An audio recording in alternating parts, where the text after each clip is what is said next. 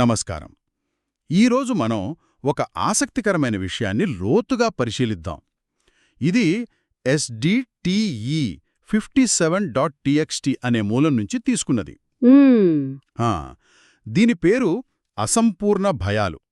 1545 కేరళలో కళావతి జీవితం. ఆసక్తికరంగా ఉంది పేరు. అవును, ఇది అమెరికాలో ఉండే ఎస్టీ అనే ఒక వ్యక్తి గురించిన కథనం. ఆవిడకి ఎత్తులంటే ఏదో చెప్పలేని భయం. ఇంకా ఎప్పుడూ హఠాత్తుగా చనిపోతానేమో అని ఒక నిరంతర ఆందోళన కూడా. అమ్మో. అంతేకాదు, తన కొడుకు మీద విపరీతమైన అటాచ్మెంట్, అతన్నెక్కడ కోల్పోతానో అని ఒక భయం. ఇవన్నీ ఆమెను చాలా ఇబ్బంది పెట్టేవి. పాపం. మరి వీటికి కారణాలేమైనా తెలిసాయా ప్రస్తుత జీవితంలో? అదే కదా సమస్య. ప్రస్తుత జీవితంలో స్పష్టమైన కారణాలు ఏమీ లేవట. ఓ.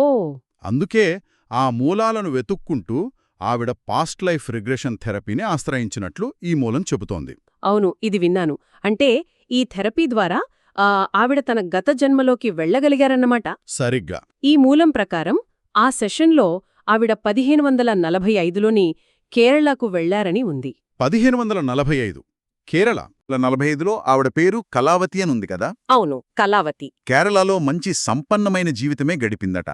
కాని ఏదో తెలియని దాని గురించి పారిపోతున్నట్టు ఎప్పుడూ టెన్షన్గా ఉండేదట. బయట కొంత బాగున్నా లోపలేదో భయమన్మాట. అవును, ఏదో ఘోరం జరగబోతోందని లోపల ఒక భయం. ఇక్కడే అసలు విషయం ఇంకా ఆసక్తికరంగా మారుతోంది. ఏమిటది? ఆ జన్మలో ఉన్న ముఖ్యమైన ఆత్మ సంబంధాలు అవే ఈ జన్మలో కూడా కొనసాగాయని ఈ మూలమంటోంది. అంటే అవే ఆత్మలు మళ్ళీ కలిశాయా? అవును, చూడండి. ఆ జన్మలో తల్లి, ఈ జన్మలో సోదరి. ఓ. ఆ జన్మలో భర్త, ఈ జన్మలో ఒక పాత స్నేహితులు. అలాగా? ఇక ఆ జన్మలో కొడుకు, ఈ జన్మలో కూడా కొడుకే. అరే, ఇది చాలా ఆశ్చర్యంగా ఉంది. ఇంకా ఆ జన్మలో పరిచయమున్న ఒక వ్యక్తి ఈ జన్మలో భర్తయ్యారట. వావ్. అంటే ఈ మూలం చెప్పేది నిజమైతే ఆత్మల మధ్య బంధాలు జన్మజన్మలకు కొనసాగుతాయన్నమాట. అదే కదా పాయింట్. ఈ జన్మలో మనకున్న కొన్ని బలమైన బంధాలకు వాటికి మూలాలు బహుశా గతంలో ఉండొచ్చని ఇది సూచిస్తోంది.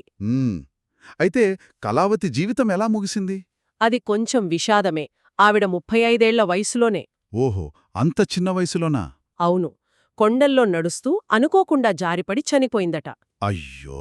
ఆ ఆకస్మిక మరణం, ఆ భయం, అది ఆత్మమీద ఎంత ముద్ర వేసిందంటే ఈ జన్మలో అదే ఎత్తులంటే భయంగా మారింది అని ఈ మూలం వివరిస్తోంది. అంటే ఆ యాక్సిడెంట్ తాలూకు భయము ఇక్కడ ఎక్రోఫోబియా అయిందన్నమాట.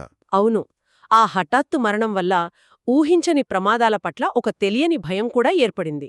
దీని ఆ కర్మ ప్రతిధ్వనితో ఎలా ముడిపెట్టారు? అవును, చూడండి.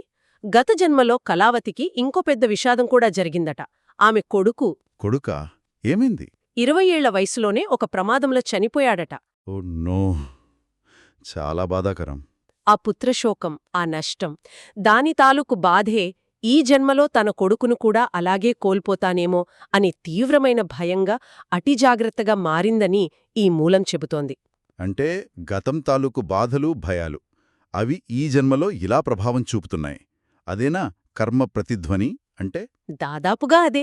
పరిష్కారం కాని గాయాలు, అసంపూర్ణ భావోద్వేగాలు అవి తర్వాత జన్మల్లో కూడా ఏదో ఒక రూపంలో బయటపడతాయని చెప్పడం.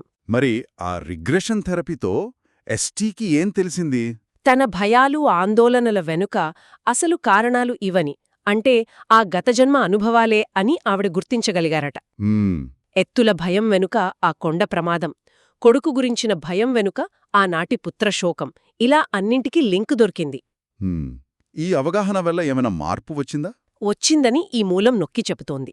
కేవలం ఈ కారణాలు తెలియడమే ఆ భయాల నుంచి విముక్తి పొందడానికి సహాయపడిందట. నిజంగానా? అవును.